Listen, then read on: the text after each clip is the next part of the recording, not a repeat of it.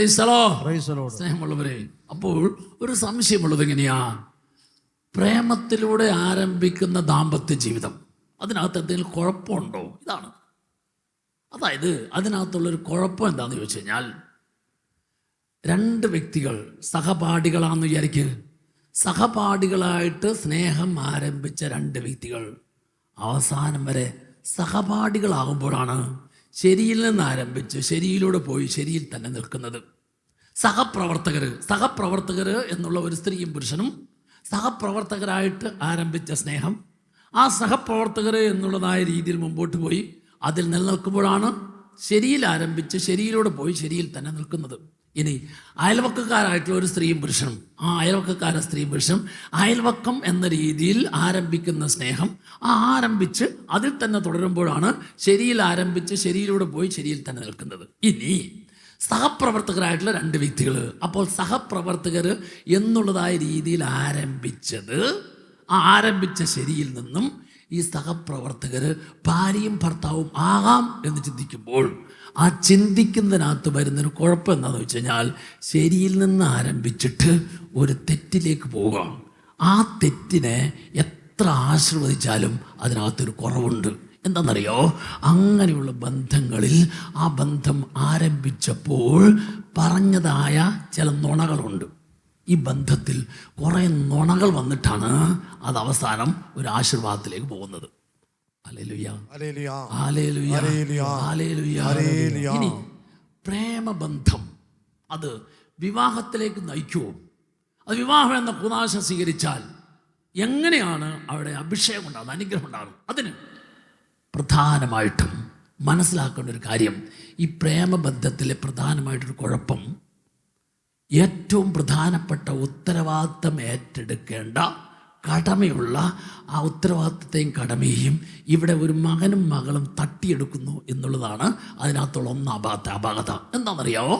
ഒരു അപ്പനെയും അമ്മയെ സംബന്ധിച്ചിടത്തോളം അവരുടെ ജീവിതത്തിൽ ദൈവം ആഗ്രഹിക്കുന്ന ഏറ്റവും വലിയൊരു ഉത്തരവാദിത്തം ദൈവം നൽകിയ ഈ മകനും മകൾക്കും പ്രായപൂർത്തിയാകുമ്പോൾ വിവാഹത്തിന് പ്രായപൂർത്തിയാകുമ്പോൾ ഈ അപ്പനും അമ്മയും എന്ത് ചെയ്യണമെന്ന് അറിയാവോ?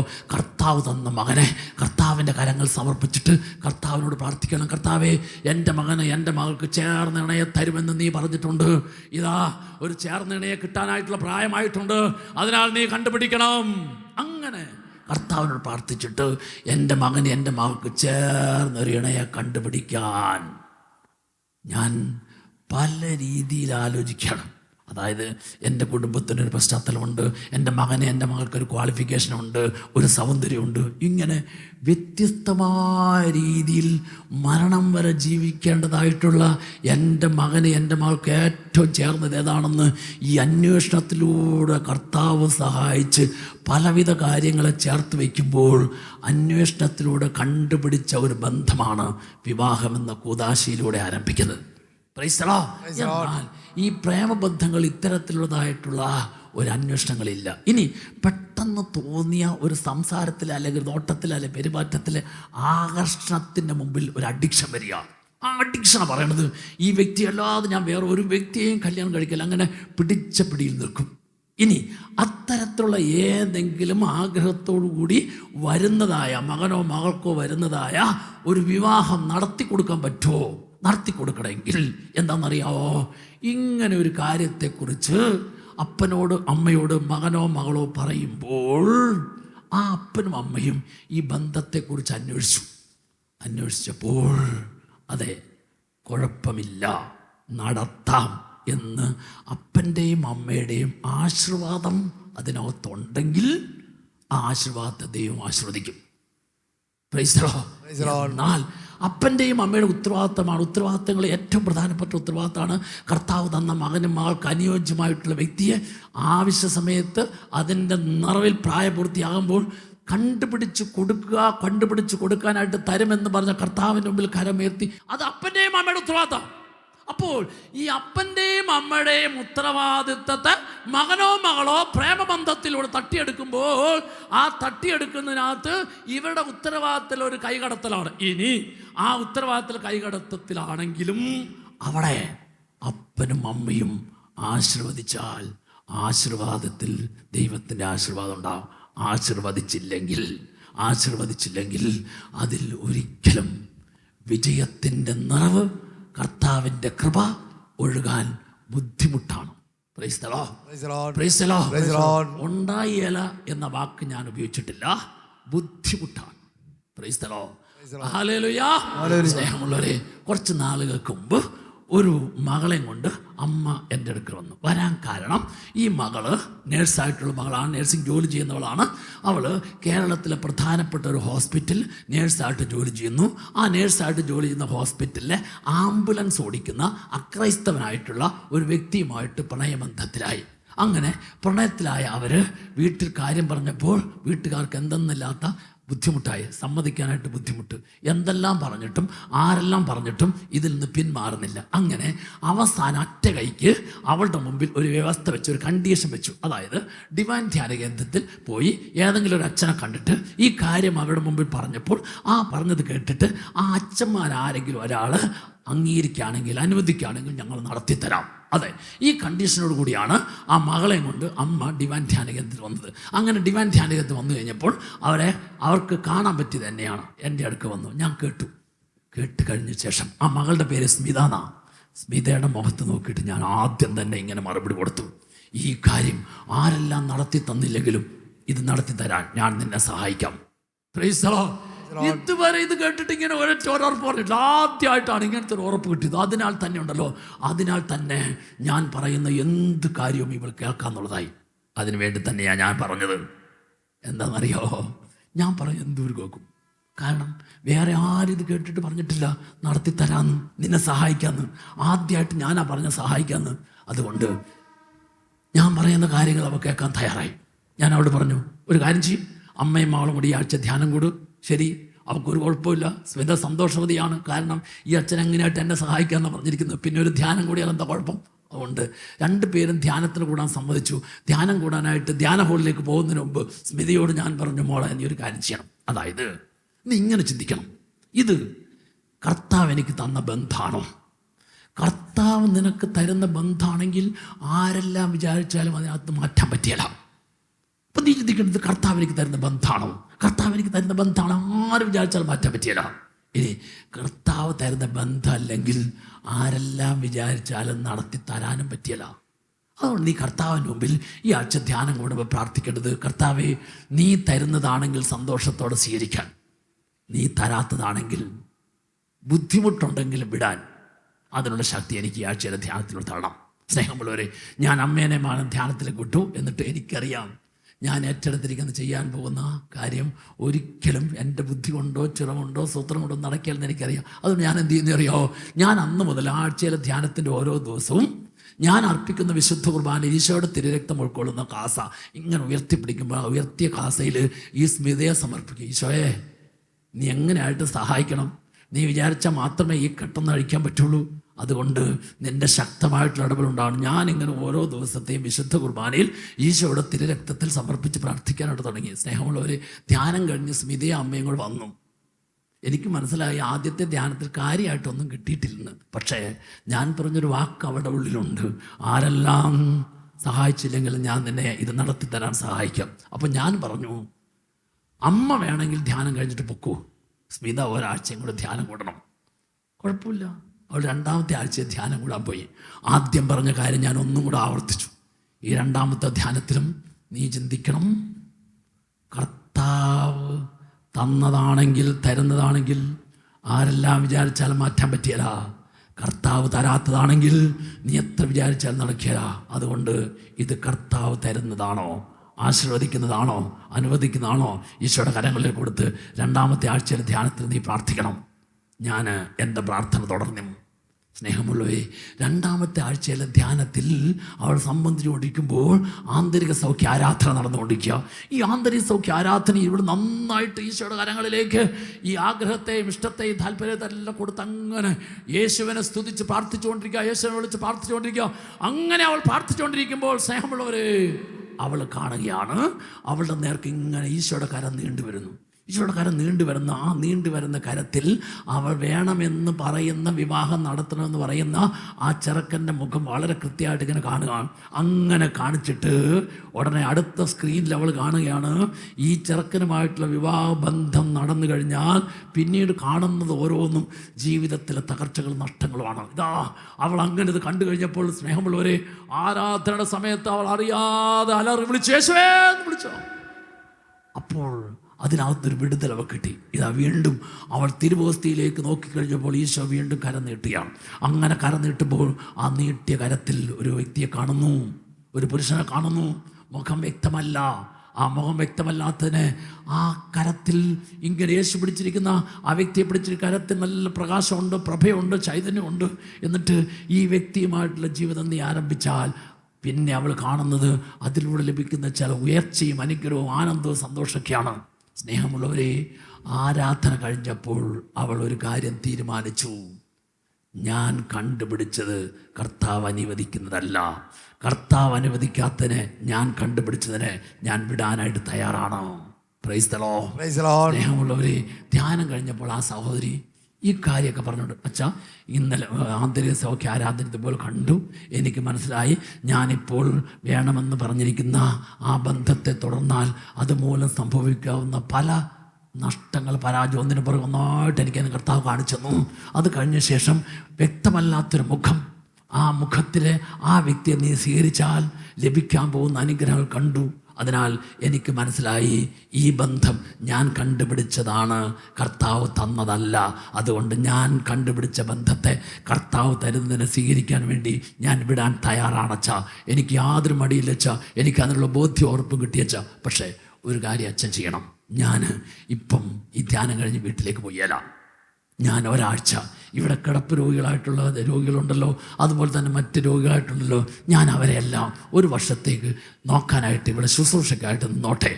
അപ്പോൾ അച്ഛനൊന്ന് വീട്ടിൽ പറയണം, ഞാനൊരു വർഷത്തേക്ക് ഇവിടെ ശുശ്രൂഷിക്കാൻ നിൽക്കുക. കാരണം ഞാൻ വീട്ടിൽ ചെന്ന് കഴിഞ്ഞാൽ എനിക്കിങ്ങനെ ബോധ്യം കിട്ടിയെങ്കിലും അവരെന്നെ സംശയത്തോട് നോക്കും. അപ്പോൾ അതെനിക്ക് വിഷമമുണ്ടാകും. അതുകൊണ്ട് ഞാൻ എങ്ങനെയായിട്ട് തീരുമാനിച്ചിരിക്കുകയാണ്, ഒരു വർഷം കർത്താവിന് വേണ്ടി ഞാൻ ഈ ആലയത്തിൽ നേഴ്സിംഗ് ശുശ്രൂഷ ചെയ്യും. സ്നേഹമുള്ളവരെ, ഞാൻ വീട്ടിലേക്ക് ഫോൺ ചെയ്തപ്പോൾ വീട്ടുകാർക്ക് വലിയ സന്തോഷമായി.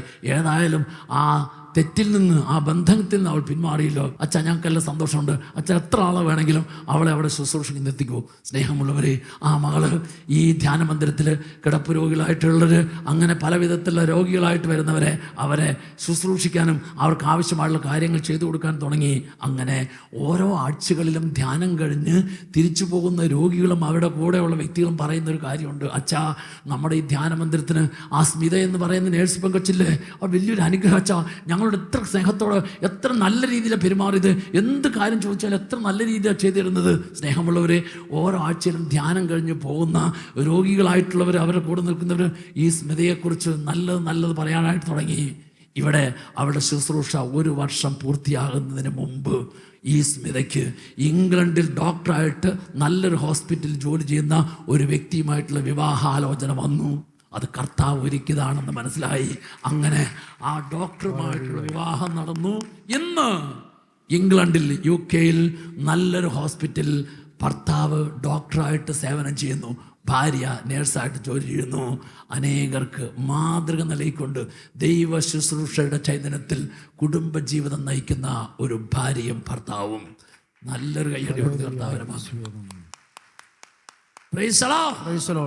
ഓർക്കണം, ഏത് വ്യക്തിക്കും ചേർന്നൊരു ഇണയെ കർത്താവ് തരും.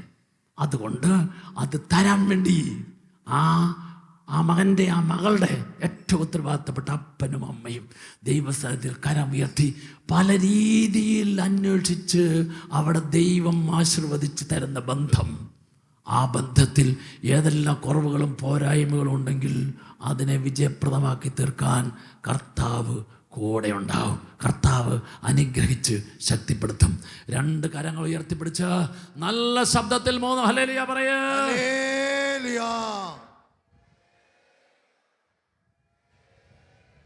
നല്ലൊരു കയ്യടി കൊടുത്ത് കർത്താവിനെ മഹത്വപ്പെടുത്തിക്കേ. ശക്തമായി നന്നായിട്ട് കൈയടിച്ച് പ്രൈസ് ദി ലോർഡ്. ഇനി നോട്ട് ബുക്കിൽ 2ാമത്തെ പോയിന്റ് എഴുതി വെച്ചോ. 2ാമത്തെ പോയിന്റ്, ദാമ്പത്യ ജീവിതം വിജയപ്രദമായി തീരണമെങ്കിൽ കൃപയുടെ നിറവിൽ ജീവിക്കുന്ന ജീവിതമാകണം.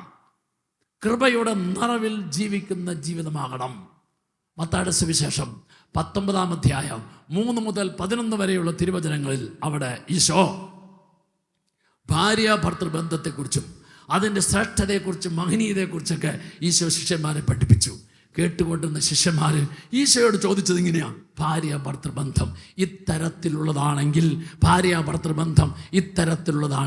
വിവാഹം ചെയ്യാതിരിക്കുന്നതല്ലേ നല്ലത് എന്ന് ചോദിച്ച ശിഷ്യന്മാരോട് യേശു പറഞ്ഞു, അതേ മക്കളെ, ചെയ്യാതിരിക്കുന്നതാണ് നല്ലത് എന്ന് പറഞ്ഞു. ഇല്ല. ഈശോ കൊടുത്തൊരു ഉത്തരം. ആ ഉത്തരമാണ് മത്തായിയുടെ സുവിശേഷം 19-ാം അധ്യായത്തിൻ്റെ 11-ാം തിരുവചനം. കൃപ ലഭിച്ചവർക്കല്ലാതെ മറ്റാർക്കും ഈ ജീവിതം പറ്റിയരുന്നു. കൃപ ലഭിച്ചവർക്കല്ലാതെ. അപ്പോൾ ഇവിടെ ഇരിക്കുന്ന വിവാഹം എന്ന കൂദാശയിലൂടെ ദാമ്പത്യ ജീവിതം ആരംഭിച്ച ഓരോ ഭർത്താവും ഭാര്യയും മനസ്സിലാക്കണം, എന്തുകൊണ്ട് കർത്താവ് നിനക്ക് ഈ ജീവിതം തന്നു. ഈ ജീവിതം എല്ലാവർക്കും ഉള്ളതല്ല. ഈ ജീവിതം കൃപ നിറഞ്ഞവർക്കുള്ളതാണ്. Price the Lord. നിന്നെ എന്തുകൊണ്ട് ഒരു ഭർത്താവാൻ, ഒരു ഭാര്യയാകാൻ കർത്താവ് തെരഞ്ഞെടുക്കാൻ കാരണം, സഹോദര സഹോദരി, നിന്നിൽ ദൈവത്തിന്റെ കൃപ നിറഞ്ഞത് ദൈവം കണ്ടതുകൊണ്ടാ. ഹല്ലേലൂയ. അടുത്തത് എഴുതി വെച്ചോ. എന്താ ദൈവത്തിന്റെ കൃപ എന്ന് പറഞ്ഞാൽ? ദൈവത്തിന്റെ കൃപ എന്ന് പറഞ്ഞാൽ ദൈവീകത മുകളിൽ നിന്ന് വരുന്നു. ദൈവിക സ്വഭാവം, ദൈവിക നന്മ, ദൈവിക ഗുണം. ഈ ദൈവികത മാനുഷികതയിൽ നിറഞ്ഞ്, മനുഷ്യന്റെ കുറവിലും പോരായ്മയിലും ബലഹീനതയെല്ലാം ഈ ദൈവികത നിറഞ്ഞ്, ഈ ദൈവികത മാനുഷികതയെ ദൈവികതയാക്കി മാറ്റുന്നു. മാനുഷികമായ കുറവുകളെയും പോരായ്മകളെയും എല്ലാം ദൈവികത നിറഞ്ഞ് ഈ ദൈവികത കൊണ്ട് മാനുഷികതയെ ദൈവികതയാക്കി മാറ്റുന്നു. അതാണ് വിവാഹമെന്ന കൂദാശയിലൂടെ ഒരു സ്ത്രീയെയും പുരുഷനെയും കർത്താവ് കൂട്ടി യോജിപ്പിക്കുമ്പോണ്ടോ ഈ ഭർത്താവിലെ കുറവ് ഭാര്യയിലെ നിറവ് കൊണ്ട്, ഭാര്യയിലെ കുറവ് ഭർത്താവിലെ നിറവ് കൊണ്ട് കർത്താവ് നിറച്ച് അതിനെ രണ്ടിനെയും എന്നും എപ്പോഴും ചേർന്ന് നിൽക്കാൻ തക്ക വിധത്തിൽ അവിടുന്ന് കൂട്ടി യോജിപ്പിച്ച് നയിക്കും. ഇങ്ങനെ നയിക്കാനായിട്ട് നിന്നിൽ ദൈവത്തിൻ്റെ കൃപ ദൈവം കണ്ടതുകൊണ്ടാണ് മോനെ മോളെ നിനക്ക് ഈ ജീവിതം തന്നത് എന്ന് നീ തിരിച്ചറിയണം. അങ്ങനെ ദൈവത്തിൻ്റെ ഒരു വലിയ ഔദാര്യമായി തന്നതാണെങ്കിൽ ഈ ഭാര്യയും ഭർത്താവ് എന്ത് ചെയ്യണമെന്നറിയാവോ? ഈ ഭാര്യയും ഭർത്താവും ദൈവം കണ്ട, കർത്താവ് കൂട്ടി യോജിപ്പിച്ച ആ കൃപയുണ്ടല്ലോ, ആ കൃപ ചോർന്നു പോകാതിരിക്കാൻ ശ്രദ്ധിക്കണം. ആ കൃപ നഷ്ടപ്പെട്ടു പോകാതിരിക്കാൻ ശ്രദ്ധിക്കണം. ഹല്ലേലൂയ. ചിലപ്പോൾ നമ്മുടെ നാട്ടിലൊക്കെ ഇങ്ങനെ ഒരു പറച്ചിലുണ്ട്. എന്താണെന്നറിയാമോ? എങ്ങനെ നോക്കിയിട്ടും ഈ മകൻ ശരിയാകുന്നില്ല. അപ്പം നാട്ടുകാർ, അയൽവക്കംകാർ, സ്നേഹിതർ അപ്പനോടും അമ്മയോടും പറയും, അവനെ ഒന്ന് പിടിച്ച് പെണ്ണ് കെട്ടിച്ച് നോക്കുക, അപ്പം ശരിയാകുന്നു. പറച്ചിലിനകത്തൊരു കാര്യമുണ്ടെങ്കിലും അതിനകത്തൊരു സത്യമുണ്ട്. എന്താണെന്നറിയാമോ? അതായത് പെണ്ണ് കെട്ടണമെങ്കിൽ, വിവാഹം കഴിക്കണമെങ്കിൽ, ആ കൂദാശ സ്വീകരിക്കണമെങ്കിൽ കൃപ വേണം. അപ്പോൾ ആ പെണ്ണ് കെട്ടിച്ച് കഴിയുമ്പോൾ ആ പെണ്ണിലുള്ള കൃപയുണ്ടല്ലോ, ആ പെണ്ണിലുള്ള കൃപ ഈ പുരുഷനിലേക്ക്, ഈ ഭർത്താവിലേക്ക് ഒഴുകുമ്പോൾ ഉണ്ടല്ലോ, അവൻ്റെ ചില കുറവുകളും പോരായ്മകളൊക്കെ ഈ ഭാര്യയിലെ കൃപയുടെ നിറവ് കൊണ്ട് ഇല്ലാതാക്കാൻ പറ്റുന്നു. Price the Lord. ഇത് മനസ്സിലാക്കിക്കൊണ്ടൊന്നും അല്ല പറയുന്നെങ്കിലും അതിനകത്ത് ഒരു വലിയ യാഥാർത്ഥ്യം കിടപ്പുണ്ടെന്ന് ഞാൻ പറഞ്ഞത്. ഹല്ലേലൂയ. എന്താണെന്നറിയോ? ഒരു ഭാര്യ ഒരു ഭർത്താവ് വിവാഹമെന്ന കൂദാശയ്ക്കായിട്ട് ക്ഷണിച്ചപ്പോൾ, ഒരു സ്ത്രീ ഒരു പുരുഷൻ വിവാഹമെന്ന കൂദാശയ്ക്കായിട്ട് ക്ഷണിച്ചപ്പോൾ കർത്താവായ വ്യക്തിയിൽ കണ്ടത് കൃപയാണെങ്കിൽ ഈ കൃപ ആരുടെ കൃപയ്ക്ക് തുല്യമാണെന്നറിയാവോ? ദൈവപുത്രൻ്റെ മാതാവാൻ ദൈവം തിരഞ്ഞെടുത്ത പരിശുദ്ധ കന്യകാമറിയത്തിൽ നിറഞ്ഞ കൃപയോട് തുല്യമാണ്. ലൂക്കായുടെ സുവിശേഷം 1-ാം അധ്യായം 28-ാം തിരുവചനത്തിൽ മറിയത്തെ ദൈവപുത്രൻ്റെ മാതാവാകാൻ തിരഞ്ഞെടുക്കാൻ എന്താ കാരണം എന്നറിയാവോ? ദൈവകൃപ. മറിയത്തിൽ ദൈവത്തിൻ്റെ കൃപ നിറഞ്ഞു. ദൈവത്തിൻ്റെ കൃപ നിറഞ്ഞതുകൊണ്ടാണ് മറിയം ദൈവപുത്രൻ്റെ മാതാവായത്. ഇനി ശ്രദ്ധിക്ക്, അതേ കൃപ ഇവിടെ ഇരിക്കുന്ന വിവാഹമെന്ന കൂദാശയിലൂടെ കുടുംബജീവിതം ആരംഭിച്ച ഓരോ ഭാര്യയിലും ഭർത്താവിലും അതേ കൃപ നിറഞ്ഞത് കർത്താവ് കണ്ട കർത്താവ് എന്ത് ചെയ്തു? ഈ കൃപയുടെ നിറവിൽ യോജിപ്പിച്ചു. ഈ കൃപയുടെ നിറവിൽ യോജിപ്പിച്ച ഭാര്യയും ഭർത്താവും പരസ്പര സ്നേഹത്തിൽ, ഐക്യത്തിൽ, മാനസിക അടുപ്പത്തിൻ്റെ പൂർണ്ണതയിൽ ശാരീരികമായി കൃപയുടെ നിറവിൽ സമർപ്പിച്ചപ്പോഴുണ്ടല്ലോ, കൃപയിൽ നിറവിൽ സമർപ്പിച്ചപ്പോൾ ലഭിച്ച ഓരോ കുഞ്ഞും ആരാ? ലഭിച്ച ഓരോ കുഞ്ഞും മറ്റൊരു ഈശോയാണ്. ഹല്ലേലൂയ. കൃപയുടെ നിറവിലാണ് ഭാര്യയും ഭർത്താവും ജീവിച്ചതെങ്കിൽ, കൃപയുടെ നിറവിലാണ് മക്കൾക്ക് ജന്മം നൽകിയതെങ്കിൽ, നിന്റെ മകനെ ഓർത്ത്, നിന്റെ മകളെ ഓർത്ത് നീ ഒരിക്കലും ഉത്കണ്ഠപ്പെടേണ്ട. എന്താണെന്നറിയോ? നിന്റെ മകനും മകളും മറ്റൊരു ഈശോയായി ഭൂമിയിൽ ജീവിച്ചോളും. ഈ മകനും മകളും കൃപയുടെ നിറവിലാണ് ജീവിച്ചതെങ്കിൽ, ദൈവകൃപയുടെ നിറവിൽ ജീവിക്കുന്ന ഭാര്യയും ഭർത്താവിനെയും അപ്പനെയും അമ്മയെയും കണ്ടാണ് ഈ മക്കൾ വളരുന്നതെങ്കിൽ ലോകം ഏതെല്ലാം രീതിയിൽ പൊക്കോട്ടെ, അവിടെ ഒന്നും നിന്റെ മകനെ നിന്റെ മകളെ ഈ ലോകത്തിന്റെ ശക്തിക്ക്, പാപത്തിന്റെ ശക്തിക്ക്, സാത്താന്റെ ശക്തിക്ക് തൊടാൻ പറ്റിയല്ല. എന്താ തൊടാൻ പറ്റാത്തതിന് കാരണം? ഈ കുഞ്ഞിന് ജന്മം നൽകിയത് ഭാര്യയും ഭർത്താവും കൃപയുടെ നിറവിലാണ്. ഈ മകനും മകളും കണ്ടുപഠിക്കുന്നത് കൃപയുടെ നിറവിൽ ജീവിക്കുന്ന അപ്പനെയും അമ്മയും. ഈ കൃപയുടെ നിറവിൽ ജീവിക്കുന്ന അപ്പനെയും അമ്മയും കണ്ടുപഠിക്കുമ്പോൾ ആ മക്കൾക്ക് ഒരിക്കലും ലോകത്തിൻ്റെ പാപത്തിൻ്റെ ദുശീലത്തിൻ്റെ വഴിയിലൂടെ പോകാൻ പറ്റിയില്ല. നിന്റെ മകൻ നിന്റെ മകള് അങ്ങനെ പോകുന്നുണ്ടെങ്കിൽ സഹോദര സഹോദരി, അതിൻ്റെ കുഴപ്പക്കാരൻ നീയാണ്, നിന്റെ ഭാര്യയാണ്, നിന്റെ ഭർത്താവാണ്, നിങ്ങളാണ്. അതുകൊണ്ട് എന്ത് ചെയ്യണം? അവരിലേക്ക് നോക്കി ശരിയായില്ലെന്ന് പറയുന്നതിന് മുമ്പ് നീ ചിന്തിക്കണം, കൃപയുടെ നിറവിലാണോ ഞങ്ങൾ ജീവിക്കുന്നത്? ഇന്നലകളിൽ കൃപ ചോർന്നു പോയോ? കൃപ നഷ്ടപ്പെട്ടോ? അങ്ങനെ ചോർന്നു പോയ, നഷ്ടപ്പെട്ട, കുറഞ്ഞു പോയ മുഴുവൻ ദൈവത്തിൻ്റെ കൃപയും ഈ ധ്യാനത്തിലൂടെ തിരിച്ചു പിടിക്കണം. നിങ്ങളുടെ ജീവിതത്തിലും നിങ്ങളുടെ വഴികളിലും ഒരു വലിയ കൃപയുടെ നിറവ് തിരിച്ചു പിടിച്ച് ജീവിക്കാൻ സാധിക്കണം. എങ്കിൽ നിന്റെ ദാമ്പത്യ ജീവിതം ഇന്ന് മുതൽ കർത്താവ് വിജയത്തിൻ്റെയും അനുഗ്രഹത്തിൻ്റെയും ജീവിതമാക്കി മാറ്റും. ഹല്ലേലൂയ. 1 കൊരിന്ത്യർ 15:10 1 കൊരിന്ത്യർ 15:10 പൗലോസ് ശ്ലീഹ പറയാണ്, ഞാൻ എന്തായിരിക്കുന്നു അത് ദൈവത്തിന്റെ കൃപയാണ്. ഹല്ലേലൂയ.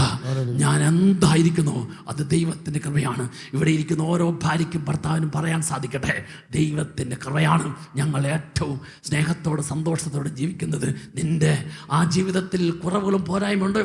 എവിടെയോ കൃപ ചോർന്നു, എവിടെയോ കൃപ കുറഞ്ഞു, എവിടെയോ കൃപ നഷ്ടപ്പെട്ടു. ആ കൃപയുടെ നിറവിലേക്ക് തിരിച്ചു വരണം. ഹല്ലേലൂയ. അതുകൊണ്ട് കർത്താവിൻ്റെ വചനം പറയും, ഹെബ്രായ ലേഖനം 12:15 ഹെബ്രായ ലേഖനം 12:15 സഹോദര സഹോദരി, എപ്പോഴും ശ്രദ്ധിക്കണം, ദൈവകൃപ ആർക്കും നഷ്ടപ്പെടാതിരിക്കാൻ ശ്രദ്ധിക്കുവിൻ. Praise the Lord. Praise the Lord. Hallelujah.